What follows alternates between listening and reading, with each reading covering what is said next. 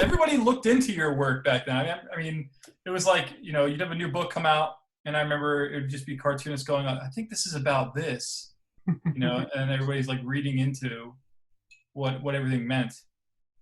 You know? Yeah, I don't know if anybody does that anymore. I think everything's too quickly devoured. People don't really look stuff as much anymore. It's interesting. Well, I don't what's know. It might be a different realm of comics I've been dwelling in the last few years, though. People seem much less introspective in general in the mainstream. So yeah. You left the small press.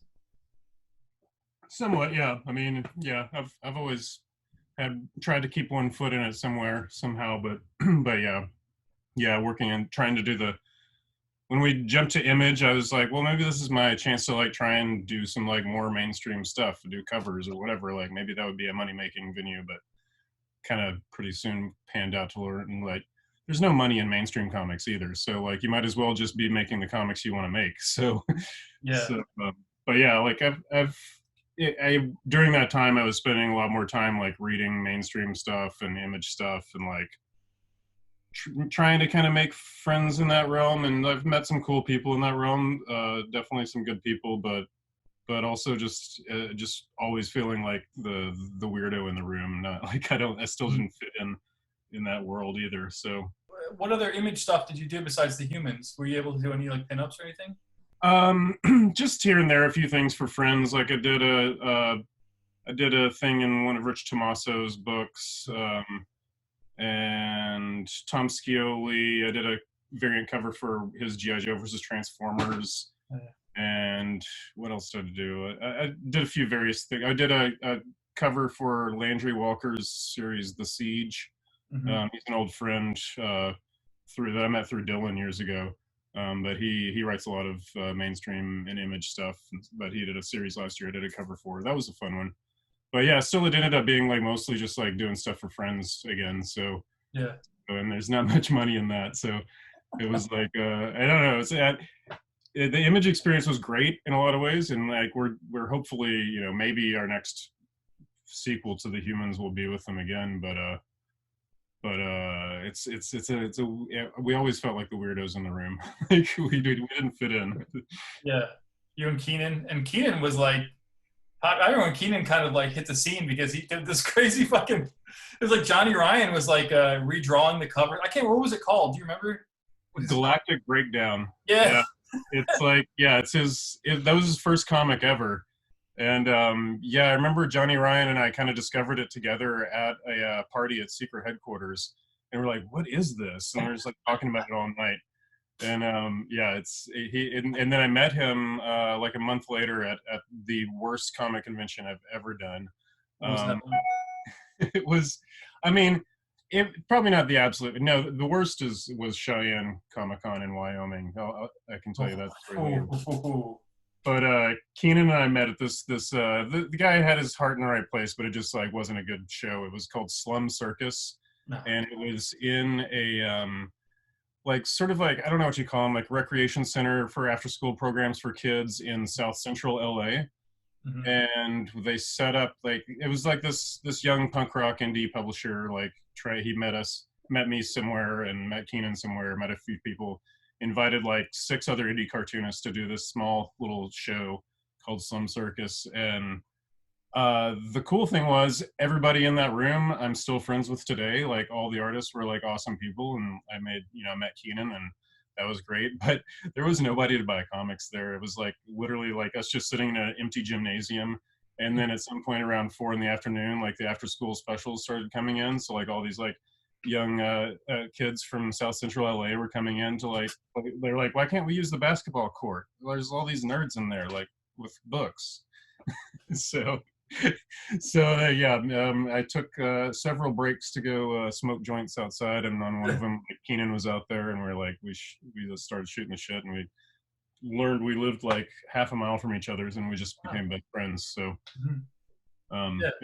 he's a great dude too. Does he still draw his own comics, or is he done? Oh yeah. You should check out his latest thing, Scumbag for Hire. It's hilarious. It's this weird stream of conscious thing that he's writing and drawing like in bursts, and it's all in pencil, and yeah, it's a lot of fun. he's trying to put together a collection and maybe do a Kickstarter or something. I keep encouraging him to maybe submit it to like a Fantagraphics Underground book, but he's like, no, they wouldn't want me. Yeah, they would. They would definitely. It's like he seems right up their alley for that kind of I stuff. would think so, but yeah, he doesn't seem confident enough. I'm gonna keep trying to push him towards that. So Yeah, if y'all are listening, f you. yeah. Well, Eric Reynolds is probably. Yeah, you should check out Scumbag for Hire. It's hilarious. Yeah. Wow, that's cool, man. So, didn't you work for Disney or something? Isn't that where you came from?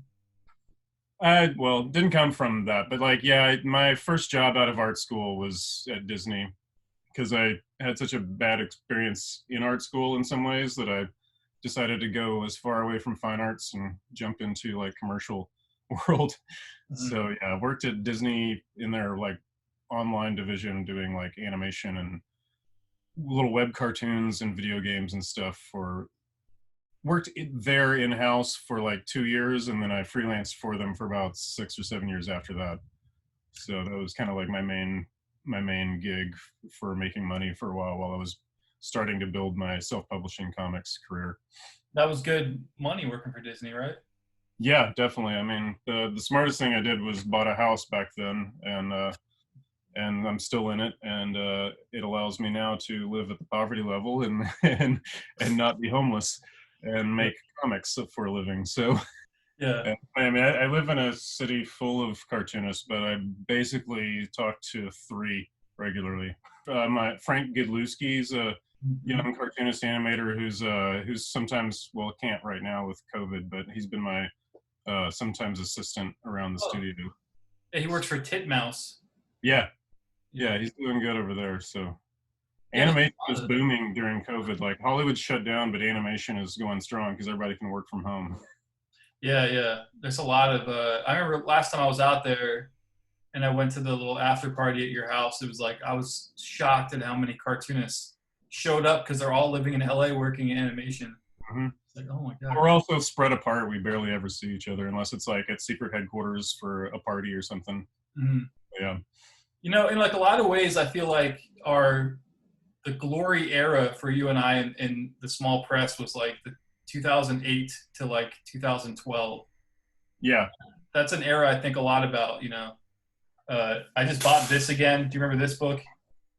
The High Horse Omnibus? Oh, yeah. I love that book. Yeah. Just like, yeah, just like reading it and getting like really nostalgic about like, yeah. Like all this kind of like new and exciting, and like Jesse Reclaw was killing it. Like, it's like this. There's like this whole scene, you know, and well, those are all like my small press parents. Like they were like Jesse and Andres and Dylan, and some of those guys were all like the first people I met at Comic-Con, in the small press table section around 2002 or 2003, I think. Wow. So I met all them. So yeah, and like Jesse and I like clicked like that immediately. And he was the one that was like later I was like trying to talk. I was talking about heavy metal, and he was like, "Oh, there's another guy that likes heavy metal, Dylan. You should talk to him." And so then Dylan and I became friends. Yeah. But yeah. No, I remember when that book came out. It was like I was so impressed to see like my friends put out like a full book anthology. I was like, "Wow, self-publishing is real. You can do this." Oh yeah. Like I got the first volume of the Best American Comics, and I was like, God damn, I remember all this stuff. Like it was like so like nostalgic, and like I had such a yearning back then to be a part of like the comic scene, and it just all rushes back to me like it is like this mysterious thing, you know, that I wanted to be a part of so bad. When did you first start publishing Blammo? The first issue came out in 2007. Okay, because I feel like I met you probably pretty soon after that. Like I think probably because Dylan was distributing you through Spark. Yeah. Dylan was the best, man, because he started distributing Blammo, and then he would like send me emails about like, oh, this cartoonist really liked it or whatever. Like just to encourage me, like he would tell me, you know, he was really encouraging, and that stuff is so valuable at that point, you know, because it's such a tenuous thing. A lot of people get into comics for a couple of years and then they're like, fuck this. So, you know, he was really good at fostering that. Yeah, it's weird to see the turnover after this many years. Like there's been so many like people with amazing talent that like come up, do like 1-2 books, and then drift away. Yeah. Then, you know, sometimes they come back later. Who knows? I don't know. I mean, I hope so. But like, it's Yeah. interesting. Like the ones who are in it for the long haul, you never quite expect who they will end up being. Yeah, it's true. But, And yeah, you look back at like the comics that Dylan published in Sparkplug. Like if I look through that catalog, I'm just like sausage fingers or whatever. Like, what the fuck happened to that guy? I know. Yeah, I just gave that a copy of that to Frank a month ago. I sent him a COVID care package, and I shoved a sausage hands in there, and Oh, sausage hands. Yeah. yeah. Yeah. Yeah, I forget what happened to that guy too, and he was LA based, but that was a long time ago. Oh man. Yeah, Dylan was amazing at like finding the weirdest talent, and all of them have all gone to do better things. Like he was always looking for stuff that would be overlooked by those bigger companies. Well, he had really interesting taste, right? Like Trevor Alexopoulos probably could have done a Fantagraphics book. You know, I don't. You know, Probably. but he just did. I think he just did 2 books with Sparkplug, right? Hot Breath War. I think he did 3 or 4, maybe. I'm not Oh wow. sure. Yeah, I'm forgetting at the moment. He's still doing stuff. He's got I'm forgetting the name of it, but he's got a political, like, or not necessarily political, but like a website, comics website that he and Vanessa Davis are running.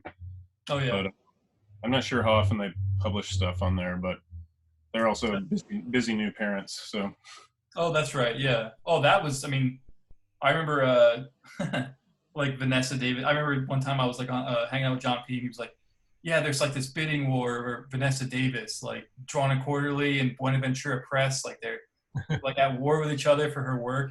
And I was just like, "God damn, tell me more." Yeah. Vanessa Davis must be like amazing or whatever, you know. I love Vanessa Davis, but yeah, it's just like all that stuff. It's like so of its time that like I know, yeah. Alvin Buenaventura, like at war with Chris Oliveros, like. I love looking back at the controversies of this such a small world. Oh yeah. Oh, now it's all so quaint. Like Yeah. it's just like.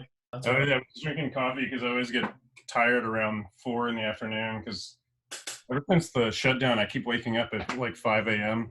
And I'm just like, okay, well, I guess I'll just get up and work. But then like by 4, I'm like, oh, I need coffee. But then coffee dries out your throat. So anyway. So I guess I'm gathering that Cheyenne was like, we'll bring you out as a guest at this show. Yeah, so that was the first time I ever got invited as a full paid guest. And turned out it came from like kind of a blind submission from them. They sent it was a brand new comic convention and they're looking for guests. So they sent an email to Image and they passed it on to their creators. And I guess I was the only one that bit. So I was just said, hey, if they'll pay for my airfare and hotel, I'll come out. I've never been to Wyoming. That sounds cool. So I went out and it was like right after Humans Volume 2 had just come out and Keenan and I had done a West Coast tour up to like Seattle and back. And but he had just had a baby, so he was going to stay home, and I did Cheyenne by myself. And I didn't do my research. I didn't realize how small Cheyenne is. Yeah. I didn't realize that it doesn't really have a comic shop in town. No. And that the guy running it didn't even know who I was at all. I was just like the only professional artist that said yes. Yeah. And so like it was their first year ever doing it, and it was a 3-day festival. And they sold plenty of tickets because literally there's nothing else to do in Cheyenne. So the whole town went, but none of them are comics fans. Mm-hmm. They're just there to see like the couple of TV movie stars that are in the corner and like to see the spectacle of it all because there's nothing else to do in Cheyenne. So I sat there all day Friday, mostly got a lot of like weird homophobic responses to Henry and Glenn. And then oddly like, people literally wearing Sons of Anarchy jackets, picking up the Humans and looking at it like we were a rival gang. Like, no, what's this? Like, it's a biker comic. You might like it. If you're into Sons of Anarchy, you might like it. And they'd be like, oh, no, I'm only into Sons of Anarchy. It's like, okay, that's fucking weird. So I didn't sell anything all day. Also, I'm still vegan. I couldn't find anything to eat in that town. So I ate oatmeal 3 meals in a row. By Saturday morning, I was sitting there and I was so miserable. I left my table and I called my dad. I was like that distraught. I was like, I don't know what's going on. I think I'm in a different world. Like I can't find anything to eat. Everybody's like being rude to me. Even the guy who directed the festival like gave me a weird reaction to when he saw Henry and Glenn Forever on my table. He's like, "What's this?" And I was like, "It's like probably the most popular book I've ever done." And he like dropped it like he didn't want to touch it, and then he walked away, and I never talked to him again. I was like, "You paid for me to come here. Like, how do you A, not know this about this book, and B, have that reaction to it?" I don't know, but anyway, it was a weird reaction. So I was really upset. I called my dad, and he's like, "Just rent a car." He was like, "When's your flight?" And it was like, "It's not until Monday." He's like, "Well, just rent a car and drive home." I was like, "Oh yeah, I could do that." So I did. I packed up, I rented a car, I drove home, and I stopped in Zion and did some hiking in Zion, and it was beautiful, and it made up for like the worst con I'd ever had to. But Yeah, at least it was a free trip, so except yeah, for the rental car. that's a beautiful drive too, man. From Mm. Wyoming back to California. Yeah, I went down through Denver and then across Utah. Yeah. Yeah, John P and I did a signing at Cheyenne one time because Cheyenne's pretty close to Denver, so you go there. And Yeah. he set up like a reading at this place called, I think it was called Ernie November. Something. It's like a record store. So we go there and nobody showed up except for one guy. It was his last day before going to prison. Oh So, man. I mean, did you ever want to, like, was it a goal of yours to do like Wolverine or something at some point? Like, did you have aspirations in that way? No, I mean, like maybe if like I'd gotten to the point where people would hire me to do covers at a decent price, but I don't think I'd ever want to spend a significant amount of time drawing a character like that. Um, that's why well, speaking of which, like going back to curious about your Grateful Dead experience, because like I did two failed projects with two different rock stars where I thought this would be like, this would be a cool vehicle. I love their music. I want to work with them. One was Nick Cave. Oh, One, I don't feel like I should say out loud because I don't know, it was never like announced officially, but like both of them I did like full, 30-page treatments plus like story treatments and like outlines and character designs and everything. And both of those projects just like completely fizzled out for different reasons. And I just like came back to like, I just don't really want to spend that much time on anything that's not my own anymore. mm-hmm. And like, so like, I mean, the Humans Keenan and I own 100%. That's the best part about the Image deal is we own that creation 100%. And like working on my own stuff. So like, yeah, like occasionally like maybe doing a pinup of a Friends character or something now, like Rich Tomaso or Andrew McLean's Headlopper. I was going to do one for him. But yeah, I don't know. I think for a very brief moment, and it was probably post-divorce before I started the Humans, I thought maybe I should break into like the big two and try to do that. But I'm really glad I didn't, because that would have just been like trying to like do it for money. And I don't want to do comics for money. I want to do comics for art. And if I make money off of it, that's great. But Yeah. yeah, it was Yeah. kind of, it was like a moment of desperation when the other thing that happened right around the same time as my divorce is my freelancing partner that I was working with for Disney died. So like my freelance work looked like I was dead. Like I was like, this is my income for the last 8 years. I don't have anything anymore. But luckily, yeah. So for a while there was like, well, maybe I should just like either get a real animation job in-house somewhere else or maybe I could try doing the big two. And I was sitting there talking to Keenan about that one day. I was like, I don't know, I should do like a tryout book. I was like, I don't really want to draw superheroes, but what else could I do? And that's when he told me the idea for the Humans. And I was like, okay, fuck, let's do that instead. Like, that sounds like we could do something with that. So then how do you pitch a story to Image? How does that work? We didn't have to. We lucked out that we were planning to self-publish it. We were putting together a Kickstarter to do the series. We had the first issue, which became our issue 0, already drawn. That was going to be like the preview for the Kickstarter. And I had sent that PDF out to a couple of friends, and it ended up in Eric Stevenson's pocket somehow. And he emailed us and said like, "Hey, we want to do this." And so Keenan and I, we got the email and we're like, "Whoa, fuck, we never expected this. That sounds cool." They sent us like the basic deal of how it works, and we're like, "This all sounds good." So we but we set up a meeting to go up to San Francisco and pitch to Eric, because we actually got invited to another bad Comic-Con, but it was a fun one, Sacramento Comic-Con that we went to, which is another funny story involving the artist Coop, who drove with us up there. But yeah, we ended up going thinking we had to pitch to Image, and we just walked into Eric's office and sat down. He's like, okay, when do you want to put it out? I was like, what? We thought we were supposed to pitch to you. He's like, no, we want to do it. Let's go. What do you want to do? And yeah, it was like the easiest pitch ever. So I don't know. But now with like, you know, who knows what's going on in the publishing industry. I don't know if monthly publications makes sense anymore. We might just go straight to do a volume. Yeah.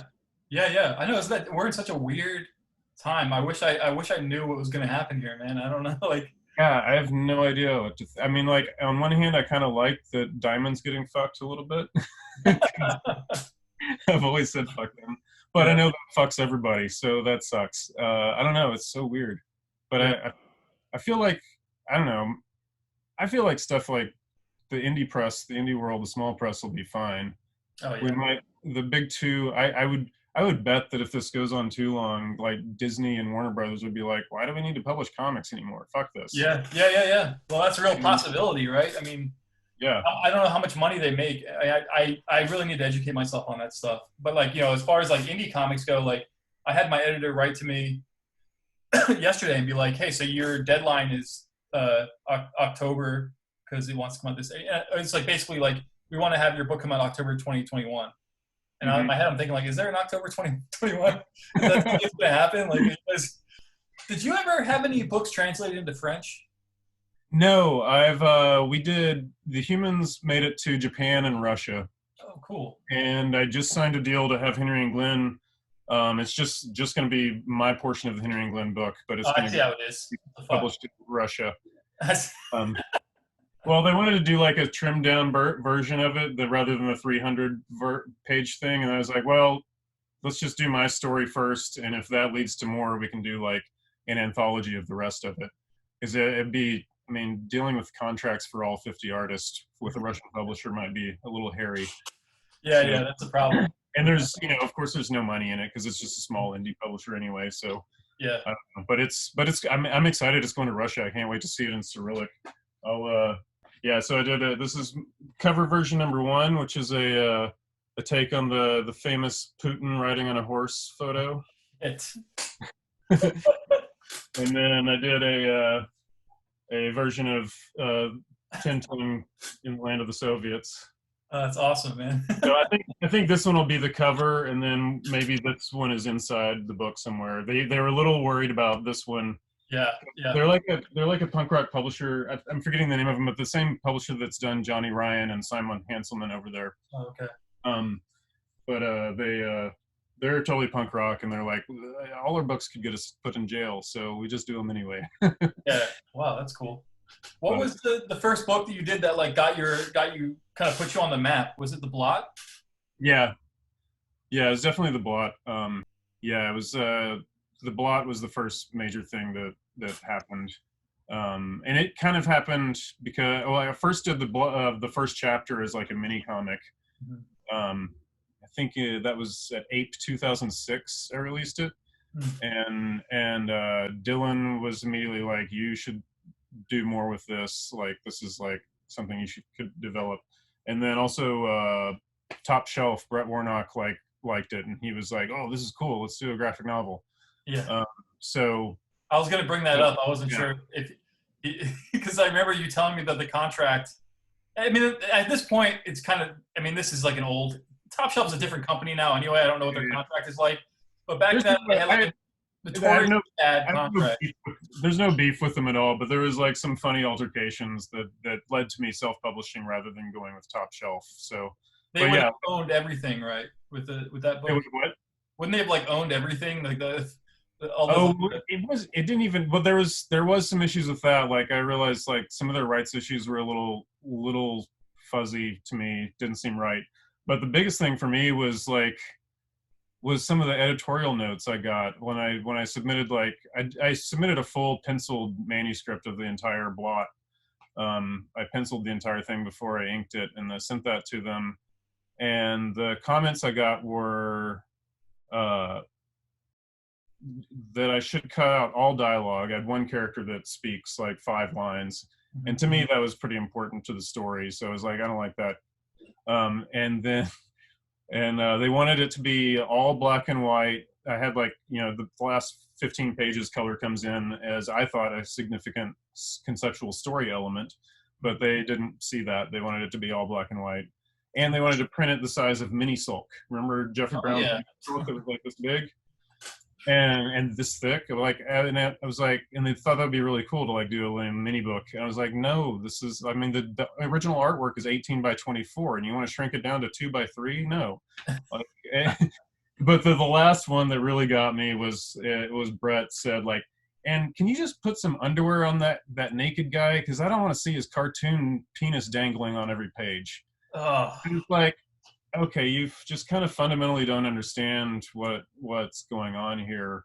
And I was just like, I was talking to Dylan on the phone while reading these emails, and he was like, just self-publish. That's what I told you to do in the first place. And so yeah, when I started working, I tried to get Dylan to publish it, but he was like, no, I was one of those people that he was like, you're too good for me. Go, no, not that I'm saying that. He was just like, back to the old policy of him rejecting people that he thought should be published by Fantagraphics or bigger publishers. He rejected me on those grounds, but then he helped me put the whole thing together to self-publish it after that. So was Dylan really good at like book layouts and stuff like that, like technical things? Yeah, I mean, he knew, he did a lot of that. He did most of that for Sparkplug, I think. If the artists didn't do it themselves, he did a lot of it. Yeah. So yeah, I learned a lot of InDesign from him, and yeah, I think he taught me how to use the basics of like laying out a book in InDesign. Wow. And that, and like I talked to Jordan Crane a few times on the phone about setting up the files correctly and everything, especially like when you get to layering the color over black and white. If you've separated them, that gets tricky.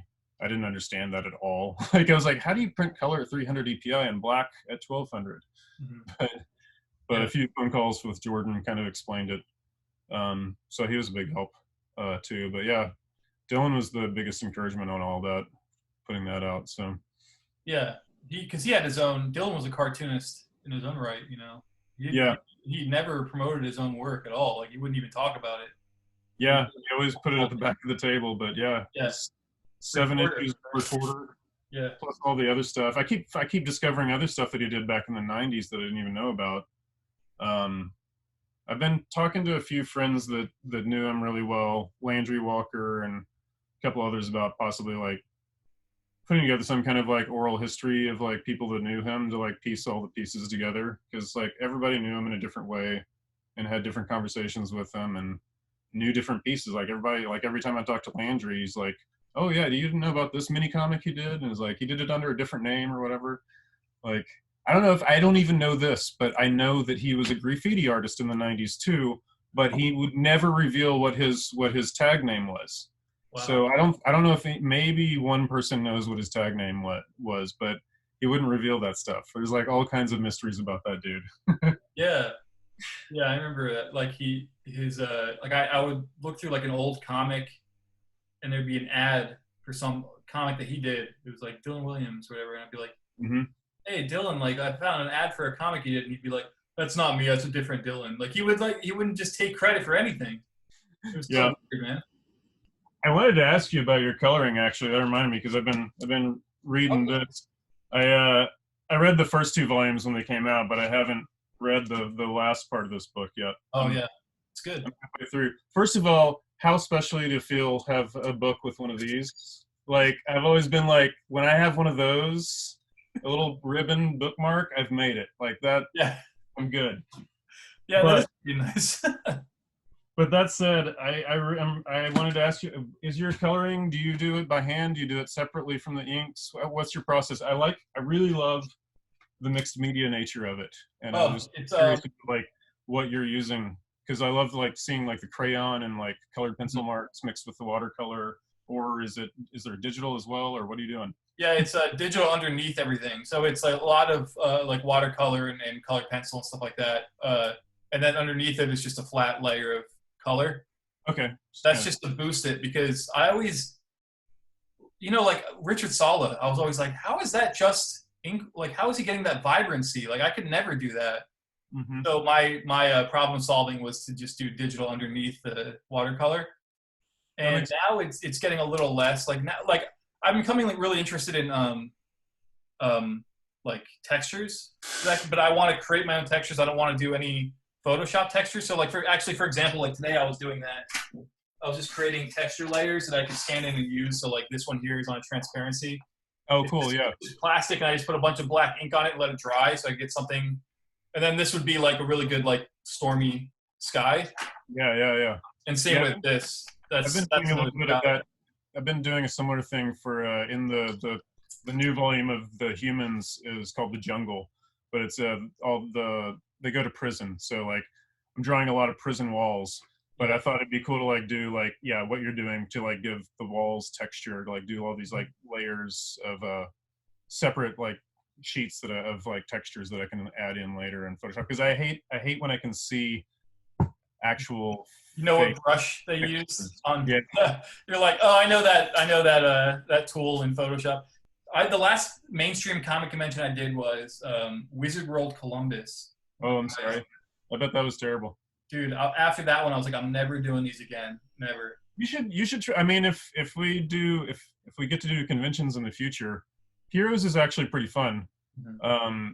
It's not far from you. It's in Charlotte, but that's become one of my favorite shows. In a sense, it's definitely more of a mainstream show, but they always have like a strong indie island presence that was like kind of built by Dustin Harbin back in the day. I did do that show before, and it was really good for original artwork. I remember. Yeah, I sold a lot of drawings. The artist Coop, you know him? Yeah. Rock and roll art, poster artist and everything.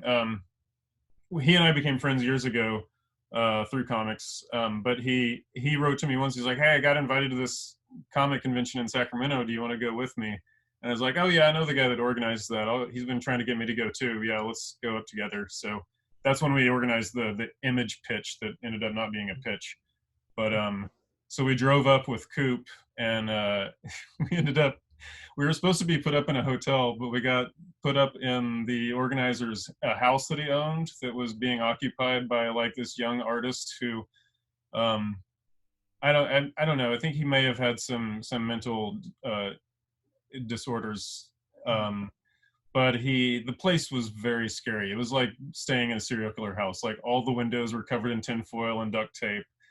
Like I stepped the next morning after we stayed there, I stepped into the shower and my head hit cobwebs. Like it was like, and the kid that lived there was like such an insane Coop fan that Coop thought he was going to be murdered in his sleep. So he was just like, I don't want to stay here. But it was a pretty hilarious trip. I forget why I originally brought that up, but it's something you said reminded me of it. With Coop at the Sacramento convention, and like after 2 days of Keenan and I like selling collectively about $15 worth of comics, Coop is like all day he's getting like every tattoo artist or biker dude in Sacramento is coming up to him like, "Oh man, I love your art. You're the best. I love your art." And like, but the weirdest thing is seeing like some people like actually come up to him and say like, "Oh man, like I got paid to like rip you off once, like, and it was like a big deal for me. Like I made a lot of money off that." And he's like, "What?" And he's like, "That sucks." And he's like, "Yeah, I mean, like they couldn't afford you, so they wanted me to draw just like you." Like that happened like 3 or 4 times a day. Oh God damn. And it was like, man, what kind of? But then, the more I got to know him, like, yeah, that happens. He's one of the most ripped off artists I know, like constantly. But like, not only do people just like steal his graphics and put them on biker paraphernalia without licensing it or whatever, but like other artists like constantly being asked to draw like him because they can't afford him. It was just weird but people would actually like say that to him as if it was a compliment. Like, right, yeah. Thought they were like complimenting by saying like, "Hey, I ripped you off and I got paid for it." Yeah. Oh, that's so grim. I did a chat with Eddie Campbell a couple of days ago. And he was talking about how amazing comic conventions used to be. Like afterwards, it would be like a real party because there was a lot of money in comics in the 80s, you know. So it was just like a giant party, and like these people were like rock stars and having such a great time. And he just remembers like when that fizzled out and how. I just finished reading his book Alec. That was quarantine where he's like, okay, fine, I'm going to read this whole monster. I got the Omnibus. What'd you think of Yeah, it? I loved it. Yeah. I really love his work.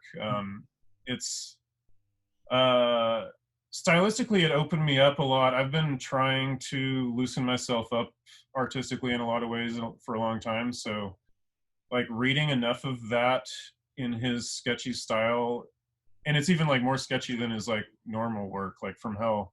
It just like kind of opened me up. Like my sketchbooks and like my journals have like changed, I think, since I read that. So personally, I learned a lot from it. I think so I loved it from that experience. But reading those stories, it's like insane. Like, yeah, Kevin Eastman would like pull up in a limo and like buy everybody dinner and shit like Yeah. that. Like, There's a great scene in there where he says the first sign that there was money in comics was Alan Moore's white suit. yeah, I love that. Alan Moore just started wearing a white suit. And it's like, oh shit, there's real money in this. Yep. Did you ever win a Zarek grant? No. No. I got the Ignatz for the Blot, but I never got a Zarek. Never applied.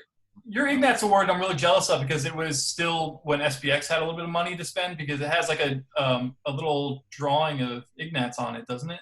Oh, on the plaque? Yeah. Yeah. Does yours not? No.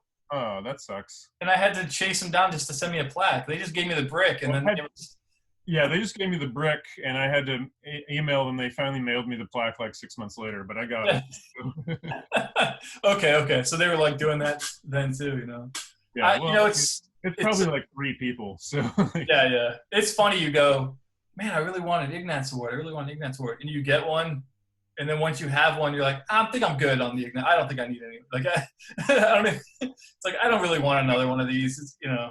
I mean, do you want to be like a Michael DeForge and have enough bricks to build a house with? Not really. No, I don't want to be Michael DeForge at all. Or whoever is like Alec Longstreth used to be the one that would win like 4 a year too. Oh yeah.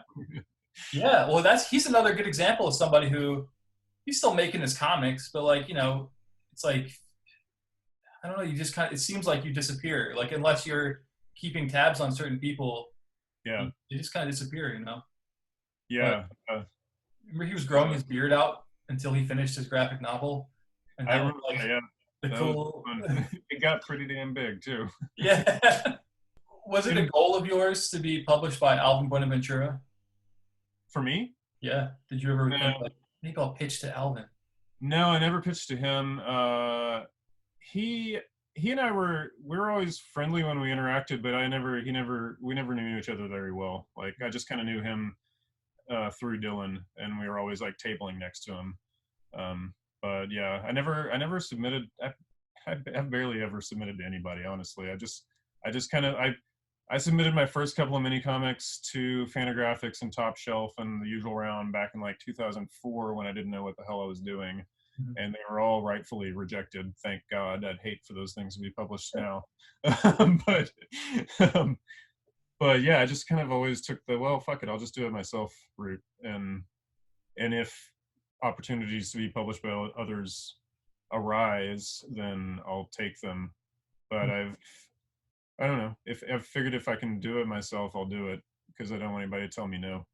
I don't know. I talk myself out of it because I'm kind of out of touch with self-publishing in a large extent too, and I don't know how distribution works and everything. It feels both easier and more difficult due to social media at the same time. You know, like it should be easier, but it's still kind of like a weird bottleneck to get to people. But I don't know. I mean, I still think about it all the time, but then I look at like stuff like Rick Veitch is like self-publishing all of his stuff through Amazon Print on Demand, and I've bought some of those books, and they're fine. There's nothing wrong with them. And he's making a career out of that. I would want more control over how my books are printed than that, but right. But I mean, it is definitely, there's so many ways you can be viable at this and build an audience. You don't have to have a publisher. Yeah, distribution. Even every publisher is just its own little clubhouse. So you're just like, if you go with a publisher, you're just like, okay, I want to like see if their clubhouse will read my books, or maybe I'll take it over to this clubhouse and see if those people will read my books. Like, yeah. So I kind of want, I do still want maybe my third personal graphic novel. I'm gonna pitch it to Fantagraphics. I would hope that they would maybe take it on, but I think Um, they will at this point. I mean, actually, I think they always would have. Like, since, as long as I've known you, I remember always. In fact, I probably even questioned you about this before. Like, why didn't you do anything with Fantagraphics, or why weren't you obsessed with Mome like I was? You know, like what, like I what? submitted. I've been rejected by Eric Reynolds many times for Mome and now, but Oh, really? yeah, I get it though. But I no fault. I mean, I don't blame him at all. He's still a friend. Like, Yeah. they weren't necessarily the right fit for what he was doing. I've just like, I don't know. Even within, I've been friends with all those people. I know all those people. I do feel like my work does fit in this realm somehow, but I've always still been kind of like a little bit to the left outside of that realm. So like, yeah, I mean, like I did submit to Moan, but I never got in. I submitted to Now recently, and I didn't get in. But it's fine. I mean, like, I'm still like peripherally a part of that world, and now I'm working with Trenton Hancock on his graphic novel that's going to be published by Fantagraphics. Are you familiar with his work? He's a fine artist painter, Trenton Doyle Hancock. Um, Picturebox published a big book of his a while back, and that kind of got him into some circles of comics realm. People in comics like him, but he's an old. I've known him since 8th grade. We've been friends. We grew up in the same town together, comic book buddies. So, and now he's like a big time painter. Like has retrospectives in museums all over the world, but he's been building his own like mythological universe through his paintings, and now he's finally writing a graphic novel to tie it all together. And he's always been a comics guy. Comics are very much a part of his artwork. You'd probably dig them, so you should look them up. Were you raised religious? Yeah, sort of, in a weird way. My mother was very much a Christian. She was raised Southern Baptist, very strict Southern Baptist, but she kind of rebelled against that in the 70s when she was became an adult and got more into a lot of New Age religion and hippie stuff and Buddhism and everything. So she raised us going to church. We went to Methodist church instead of Baptist church. And we always, she still, loves Jesus and everything, but she's always been very open-minded and like open to like world religions and the idea that it's all conceptual and like everybody has their own take on things. So Yeah. it was interesting to like kind of have like an open but also Christian upbringing. Yeah. By the Yeah. time I was like adult and I was like, I'm an atheist, Mom. She was like, oh well, okay, I'll pray for you, but I understand. So So you like went to church when you were a little kid and stuff? yeah, all growing up, I had an interesting point where I was so when I was really young, I had a ton of allergies, but we didn't know they were allergies. We just thought I was sick all the time. Mm-hmm. So that's when I got into comics and drawing because I was home from school all the time, just reading comics and drawing.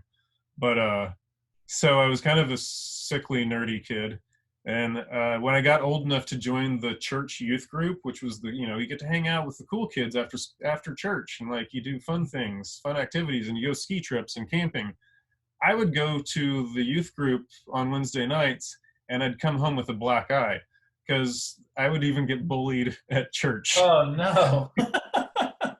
So after like the second time I came home after getting beat up at church, I was like, Mom, I don't want to go to church anymore. Can we stop? Wow. And we had been like every Sunday, every Wednesday up until that point. And she was like, okay, that's fine. We're going to start doing church at home. Wow. And so then every Sunday she would read the Bible with me until I was about 15. And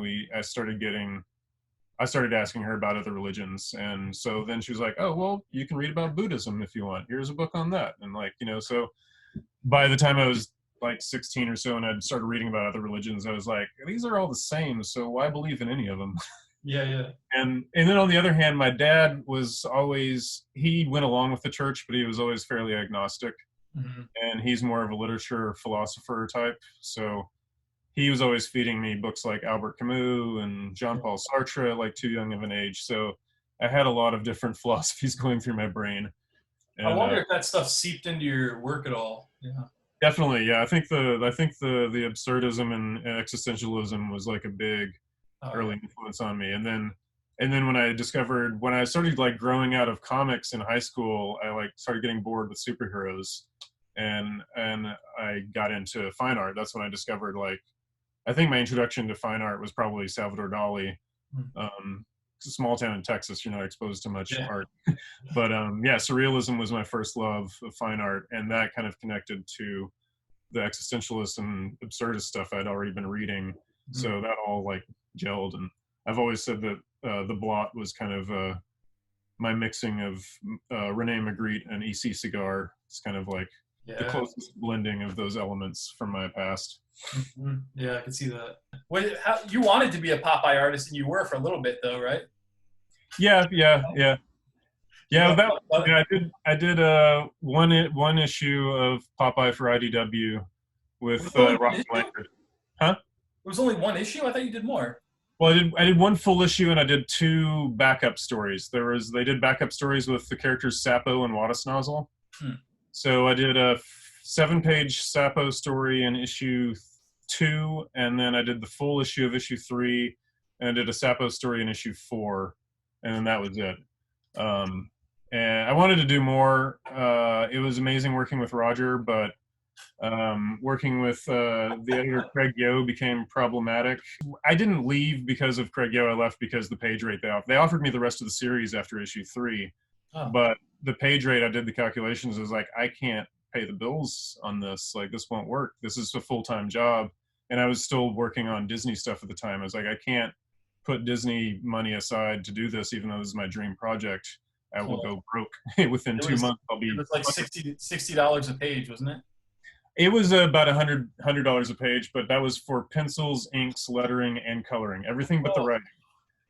And I asked for a pay raise, and they bumped it up by $25 a page. And I was like, I still can't. I'll be hungry in 2 months. I'll lose my house. And I didn't hear back from them after that. So but just fizzled out. It's too bad. But in retrospect, it's one of those things. Like, I go back to that Robert Crumb quote after he finished drawing Genesis, and he was like, I just spent all this time drawing the fucking Bible, and this is not a direct quote, but he was like, I could have been working on my own thing. So in retrospect, I don't regret losing it. And I think I did one perfect issue of Popeye. I really liked that. My issue 3, it was a boxing story with Wimpy. And it was super fun. And working with Roger is great. He's such a great writer, a super nice guy. And I learned a lot from working with him, just about collaborating and just story structure too. Like, he's amazing, and it's something I see in your work too. But like that ability to, like, you're telling a longer story, but each page is also its own story. And like, he kind of told me, like, he's like, this thing is like every page is a setup and a punchline, but you keep the story going, but every page has to have that setup and punchline. So he's like, if you play around with the panel structures or anything, just make sure you don't mess that up. Wow, it was really, really interesting. Like, it taught me a lot. And what was Craig Yo's involvement in your series there? He was the editor. And so he and I had a falling out like a year later over another incident where he was publishing the Sagendorf reprints, the guy that drew Popeye in the 60s. IDW was doing reprints of all those, but he was having alternate covers by artists, indie artists, current artists. So I wrote to him saying, hey, I'd love to do a variant cover. I haven't done Popeye in a while. And he wrote back and told me I'd have to do it for free. That there's no money in it, that's a labor of love. I'm like, wait, you're reprinting old comics. Where's all the money going? Like, you could at least offer me $100. Like, what the fuck? But I didn't say it that way. I was like, wrote back to him, I was like, okay, well, I'm actually looking for freelance work right now, and I can't take anything for free. But if you do have the opportunity to hire me in the future, keep me in mind. I'd love to do more Popeye work. And then I said, and by the way, I think you should be paying your cover artists even a small amount, just out of respect for them doing work for you. And he exploded. He sent me 3, it was 3 Facebook messages, all these tirade. It was late at night on a Friday. I don't know if he was drunk or high or what. I don't know what he does, but just berated me. I was just told me I was the worst artist he'd ever worked with, that he'd do everything he could to end my career. Well, I was like, what the fuck? I just said you should pay your artists $50, $100.